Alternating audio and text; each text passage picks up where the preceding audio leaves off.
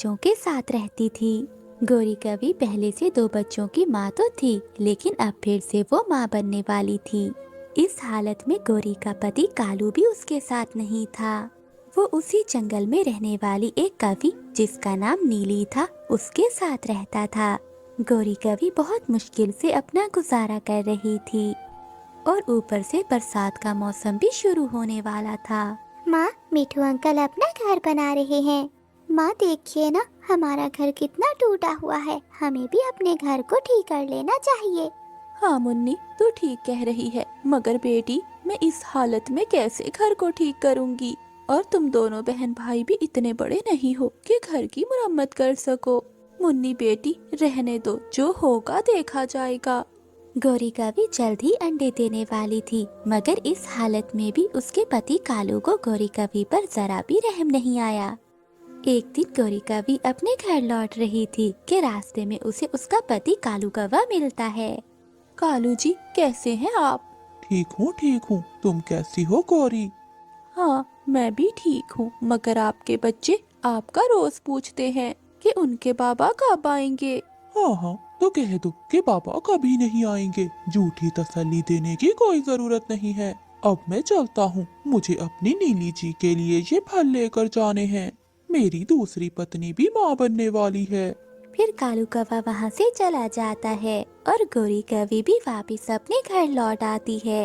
रात को बहुत तेज बारिश, आंधी और तूफान आता है।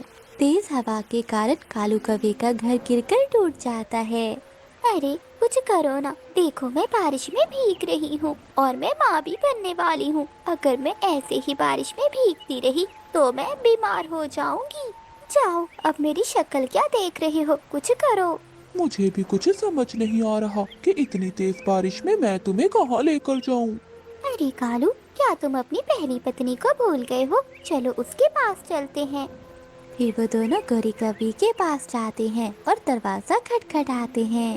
कालू जी, आप इतनी तेज बारिश में यहाँ क्या कर रहे हैं? जल्दी अंदर आइए, वरना आप बीमार हो जाएंगे। कालू कवि के साथ उसकी दूसरी पत्नी को देखकर गौरी कवि हैरान हो जाती है। उसे लगा था कि कालू कौवा अकेला आया है। गौरी, बाहर बहुत तेज बारिश हो रही है और आंधी की वजह से हमारा घर टूट गया। नीली जी पेट से है, अगर मैं इसे ज्यादा देर बाहर रखता तो ये बीमार हो जाती। बस इसीलिए मैं तुम्हारे पास ले आया। हाँ, ठीक है, ये घर भी तो आपका ही है। कालू कौवा अपनी दूसरी पत्नी को गौरी के घोंसले में सुला देता है और गौरी कवि बेचारी अपने बच्चों के साथ ही घोंसले में बैठ जाती है। जैसे तैसे रात गुजर जाती है। अगली सुबह भी बारिश रुकी नहीं थी। कालू जी, ये लीजिए दाना, ये दोनों मिलकर खा लीजिए। गौरी कवि दिल की बहुत अच्छी थी। भले ही कालू कवि ने उसे छोड़ दिया था और नीली कवि के साथ दूसरी शादी कर ली थी, मगर गौरी कवि फिर भी उसका बहुत ख्याल रखती है। देखते ही देखते 2 दिन बीत जाते हैं, मगर बारिश थी कि अभी तक नहीं रुकी थी। घर पे रखा हुआ सारा दाना धीरे धीरे खत्म हो गया था। गौरी कवि के बच्चे अब भूख से तड़प रहे थे। मम्मा, बहुत तेज भूख लगी है, कुछ खाने को दो ना। बच्चों, बहुत तेज बारिश हो रही है, जैसे ही बारिश रुकेगी तो मैं तुम्हारे लिए जाकर दाना ले आऊंगी। कई दिन गुजर जाते हैं, मगर बारिश नहीं रुकती। नीली कवि भी अब भूख से तड़प रही थी। कालू जी, देख क्या रहे हो? जाओ, अब जाकर मेरे लिए कुछ लेकर आओ, भूख से मैं मर रही हूँ। अरे नीली पत्नी जी, देखो बाहर कितनी तेज बारिश है। अब मैं इतनी तेज बारिश में कहाँ चला जाऊँ? वो सब मुझे नहीं पता, मुझे अभी के अभी भोजन ला कर दो। इसके आगे मुझे कुछ भी नहीं सुनना। कालू कौवा तेज बारिश में अपने घर से बाहर निकलता है, जिसके बाद वो जंगल में भोजन की खोज करता है। उसे एक मीठा फल मिल जाता है। वो मीठा फल लेकर अपनी पत्नी नीली कवि को देता है। नीली कवि जल्दी से वो पूरा फल खा जाती है। वहीं कालू कौवा अपने बच्चों को थोड़ा सा भी फल नहीं देता है। बारिश कई दिनों से हो रही थी। गौरी कवि का घर भी अभी हिलने लगा था। ये देखकर वो सभी घबरा जाते हैं। हे ऊपर वाले, ये अब क्या हो रहा है? कालू जी, लगता है ये घोंसला भी अब गिरने वाला है। कालू जी, तुम एक काम करो, तुम इस गौरी कवि और बच्चों को इसके घोंसले से बाहर निकाल दो, तब इस घोंसले का वजन हल्का हो जाएगा। और हम यहाँ कुछ और दिन गुजार सकेंगे। ये सुनकर गौरी कवि को बहुत गुस्सा आता है। क्यों? ये मेरा घोंसला है और मैंने तुम दोनों को अपने घर में रहने की जगह दी है, ये भूलो मत। ये सब मैं नहीं जानती, मैं तो बस इतना जानती हूँ कि मैं इस घोंसले में रह सकती हूँ और जो भी मैं कालू जी से कहूँगी कालू जी वही करेंगे।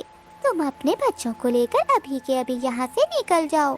फिर कालू कौवा अपनी पत्नी गौरी और अपने बच्चों को घर से बाहर निकाल देता है। मम्मा, अब हम कहाँ जाएंगे? इतनी तेज बारिश में पापा ने हमें घर से बाहर निकाल दिया। हाँ मम्मा, बाबा ने हमें घर से बाहर निकालते समय एक बार भी नहीं सोचा। गौरी कवि अपने दोनों बच्चों को साथ लेकर रानू चिड़िया के घर चली जाती है, मगर रानू चिड़िया का घर भी नीचे टूटा हुआ पड़ा था। फिर गौरी कवि अपने बच्चों को लेकर मिठू तोते के पास जाती है। मिठू तोते के घर पहले ही बहुत सारे पक्षियों ने आसरा लिया हुआ था। गौरी कवि मिठू का दरवाजा खटखटाती है।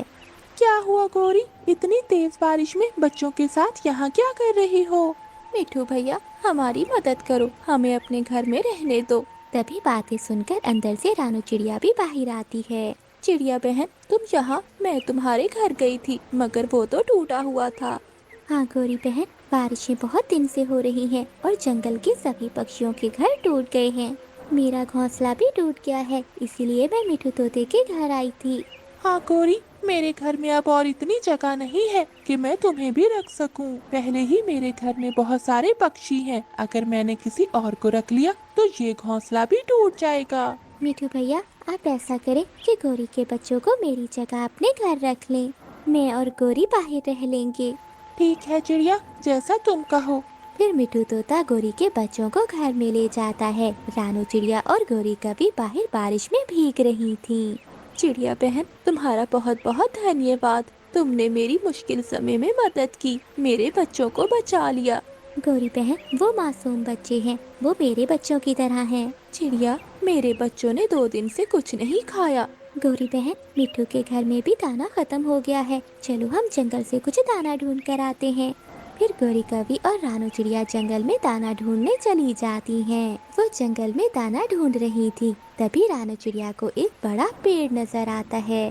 पेड़ में एक बहुत बड़ी खोखर थी। गौरी कवि और रानू चिड़िया बारिश से बचने के लिए उस खोखर में जाकर बैठ जाती हैं। जब वो उस पेड़ की खोखर में जाती हैं, तो वहाँ बहुत सुंदर घोंसले थे। गौरी बहन, लगता है कोई पक्षी इस खोखर में रह कर गया है।